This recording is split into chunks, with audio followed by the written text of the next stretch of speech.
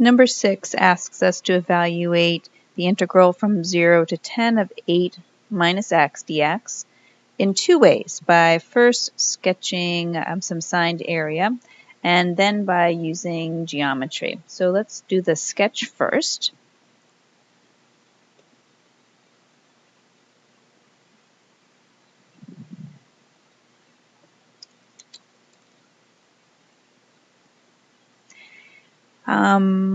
Probably a good way to think about this is to look at the integrand itself and think of that as a function.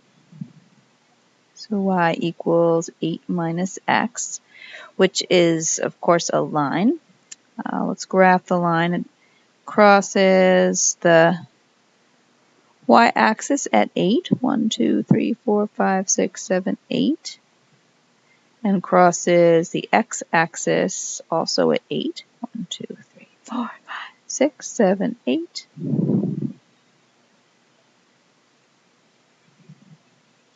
And I'm going to be evaluating this integral from 0 to 10. So it looks like I'm going to need to extend out my graph a little bit. There's 9 and there's 10.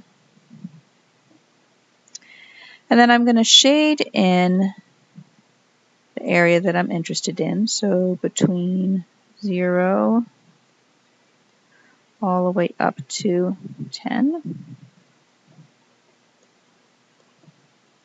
8. There's 8. There's 10. And then there's one more thing I want to indicate on my sketch, and that's where the positive area is and where the negative area is.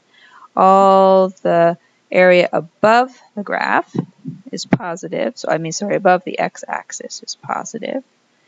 So this is all positive, and all the area below the x-axis will be negative.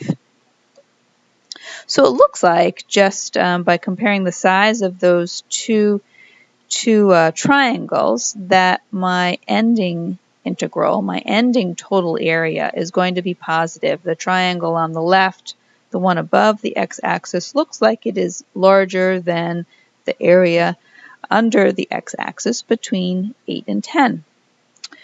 But we're going to find out specifically what that area is by using some geometry. Because I have two triangles, I'm going to use the area formula for a triangle. Area equals 1/2 times the base times the height. And I have two triangles to consider, the triangle on top of the x-axis and the triangle below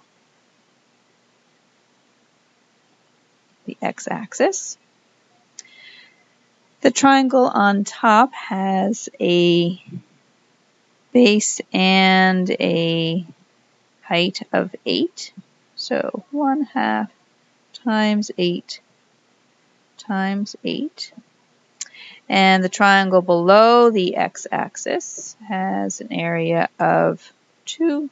Has a base of 2 and 2.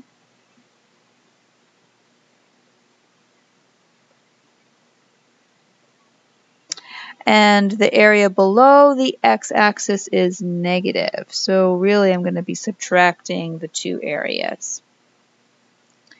So 1/2 of 8 times 8 is 32.